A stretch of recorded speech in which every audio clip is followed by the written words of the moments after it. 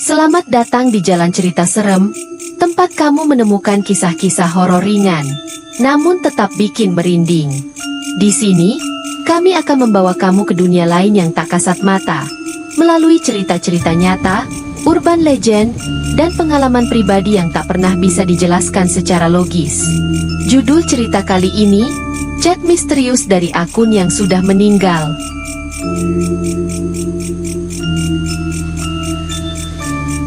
Namaku Rani, 23 tahun.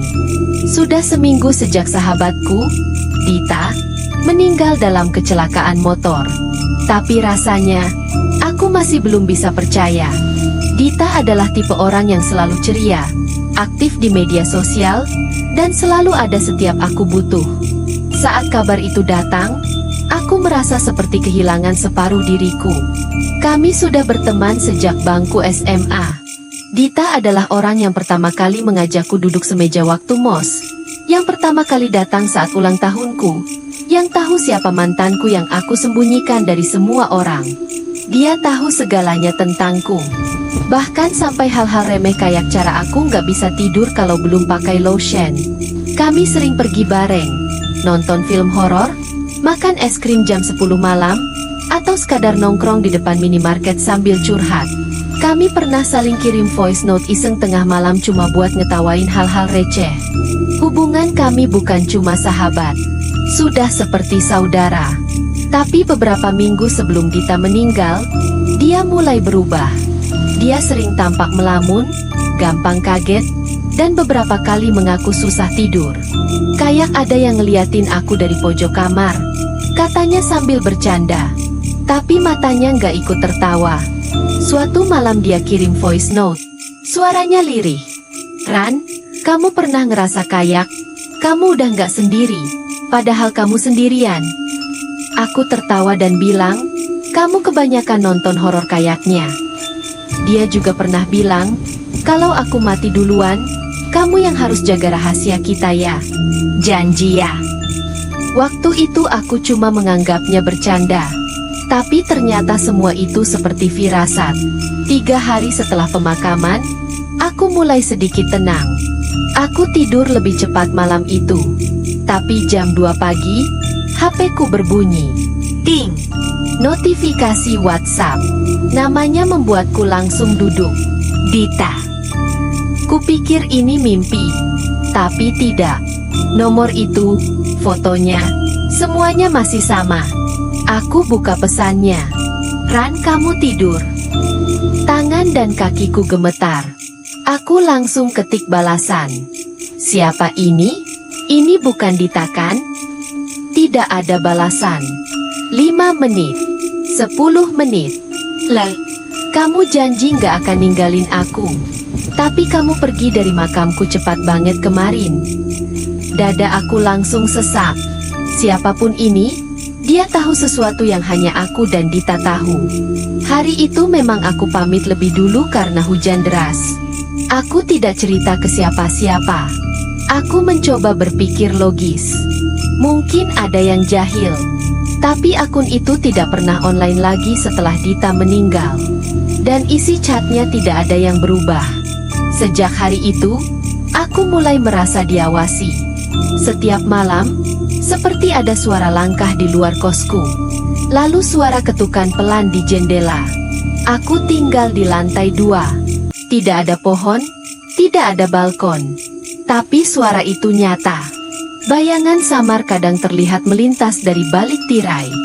Dan bau bunga melati entah kenapa sering tercium saat aku hendak tidur. Kadang, aku melihat sosok perempuan berambut panjang berdiri di ujung lorong kos saat malam. Tapi saat aku mendekat, dia menghilang. Bahkan teman sekamarku sempat bertanya, siapa yang semalam berdiri di depan pintu kamar? Padahal aku tidak pernah keluar. Malam berikutnya, aku mimpi. Dita duduk di ruang tamu, memegang HP-nya. Dia bilang, "Kamu harus bantu aku pergi, Ran. Bukakan kata sandi yang aku simpan." Aku bangun dengan peluh dingin. Lalu teringat, mungkin HP Dita memang menyimpan sesuatu. Aku nekat ke rumahnya, dan bicara pada Iqbal. Setelah beberapa bujukan, dia setuju membuka laci dan menunjukkan HP Dita. Masih dalam kondisi menyala, tapi terkunci PIN. Aku coba tanggal ulang tahun Dita. Tanggal jadian terakhirnya. Lalu aku ingat, Dita pernah bilang, kalau aku mati, aku pengen kamu yang tahu rahasiaku. Saat itu dia tertawa, tapi sekarang terasa nyata. Aku coba tanggal ulang tahunku. Berhasil. Kami berdua terdiam. HP-nya terbuka. Ada satu folder di galeri bernama Untuk Rani. Di dalamnya ada video. Dita merekam dirinya sendiri. Wajahnya pucat. Di belakangnya, kamar gelap. Kalau kamu lihat ini, berarti aku udah nggak ada. Aku sebenarnya udah merasa diikuti. Aku dengar suara-suara, ada yang mengetuk jendela tiap malam. Tapi nggak ada siapa-siapa. Suara Dita terdengar parau. Aku ketemu orang yang bisa bantu. Tapi dia bilang, aku harus bayar dengan sesuatu. Aku nggak tahu maksudnya apa. Tapi sejak itu, semuanya jadi aneh.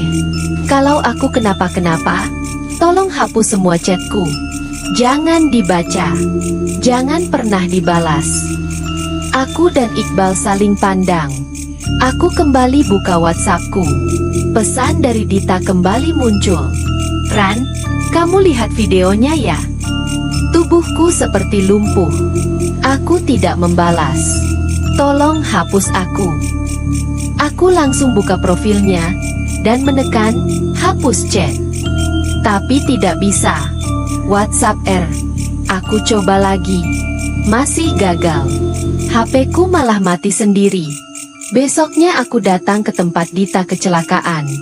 Di sana, ada warung yang dijaga seorang nenek. Dia bilang, anak itu sering duduk di situ. Malam sebelum kecelakaan, dia bicara sendiri, seperti lagi ngerayu seseorang. Aku bertanya, apa dia dengar sesuatu?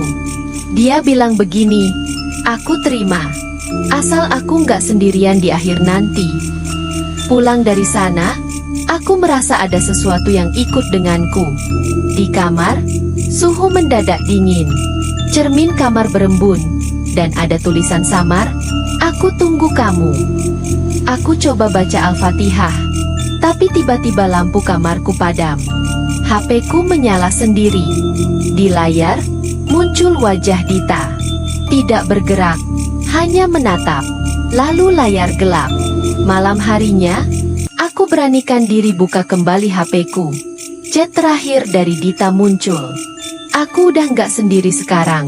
Ran, terima kasih. Kamu nemenin aku sampai akhir. Lalu akun itu offline, tidak pernah online lagi. Tapi di HP-ku, masih ada satu pesan yang belum kubuka. Setiap kali kulihat, pesannya tetap ada di sana. Tidak bisa dihapus. Isinya hanya satu kalimat. Kapan kamu nyusul, Ran? Dan sejak saat itu, HP-ku tak pernah benar-benar normal lagi. Ada notifikasi muncul dari akun yang sudah dihapus. Ada suara notifikasi WhatsApp setiap jam 2 pagi, padahal tidak ada pesan baru. Dan setiap malam tanggal 12, hari kematian Dita, mimpi itu datang lagi. Dita duduk di kursi kamarku, tersenyum, lalu berkata, belum saatnya kamu pergi, Ran. Tapi saat waktunya tiba, jangan lupa aku yang pertama kamu cari. Beberapa hari lalu, aku coba ceritakan ini ke teman dekatku. Tapi reaksi mereka beragam. Ada yang percaya, ada yang mengira aku stres karena kehilangan. Tapi kejadian-kejadian aneh itu terus berulang. Kadang, aku mendengar suara panggilan namaku dari dapur, padahal aku tinggal sendiri. Pernah suatu malam, semua notifikasi WhatsAppku mendadak bunyi bersamaan. Isinya kosong. Tapi waktu aku periksa detailnya, semua berasal dari satu nama, Dita. Beberapa kali juga aku melihat bayangan melintas di cermin kamar mandi. Sekilas seperti Dita. Tapi saat kuputar badan, tak ada siapapun. Pintu Pintu lemari tiba-tiba terbuka sendiri. Bahkan boneka lama pemberian Dita yang sudah kusimpan di dalam dus, tiba-tiba berada di atas tempat tidurku. Aku mulai menulis semua kejadian ini, berharap bisa menjadi pelampiasan. Tapi setiap kali aku menulis nama Dita, lampu mejaku meredup. Seakan ada yang membaca bersama. Selama berhari-hari, Rani hidup dalam ketakutan. Tiap kali dia membuka HP-nya, setiap notifikasi yang masuk seakan membawa beban berat. Pesan-pesan itu tak pernah berhenti. Datang dari akun Dita yang sudah tak aktif sejak kematiannya. Hari-hari berlalu dengan rasa cemas yang terus menggelayuti pikirannya. Malam hari selalu menjadi waktu yang paling menegangkan. Tiba-tiba, suara ketukan di jendela, langkah kaki yang tak pernah terlihat, dan suara bisikan halus yang menyebut namanya mulai terasa semakin nyata. Rani merasa seperti ada yang mengawasinya. Di setiap sudut ruang kamar, di balik tirai yang selalu bergerak seolah ada angin di dalam ruangan yang tertutup rapat. Suatu malam, saat Rani menulis di jurnal, mencoba mengeluarkan perasaan yang terpendam, tiba-tiba lampu kamar mati. Semua terasa gelap. HP-nya menyala dengan sendirinya. Dan di layar, wajah Dita muncul, tersenyum tanpa ekspresi. Begitu melihatnya, Rani langsung merinding. Tiba-tiba layar mati lagi, meninggalkan rasa takut yang semakin mencekam. Namun, ada sesuatu yang lebih buruk lagi menanti. Beberapa hari setelah kejadian itu, Rani kembali ke rumah Dita, ingin mencari jawaban atas segala keanehan yang terus menghantui hidupnya. Di sana, di dekat tempat kecelakaan, seorang nenek tua yang bekerja di warung mengatakan sesuatu yang sangat mengejutkan. Dia bilang, "Aku terima, asal aku nggak sendirian di akhir nanti." Kata-kata itu terus menghantui pikiran Rani. Apa yang sebenarnya terjadi pada Dita? Apakah dia benar-benar pergi atau ada sesuatu yang lebih besar yang tak terungkapkan di balik semua ini? Malam itu, Rani kembali ke kosnya dengan hati yang tak tenang. Setiap malam, setiap detik, ada perasaan bahwa Dita masih ada di sekitarnya, menunggunya untuk menjawab satu hal yang belum selesai. Apa yang harus dilakukan Rani? Haruskah dia melanjutkan hidupnya?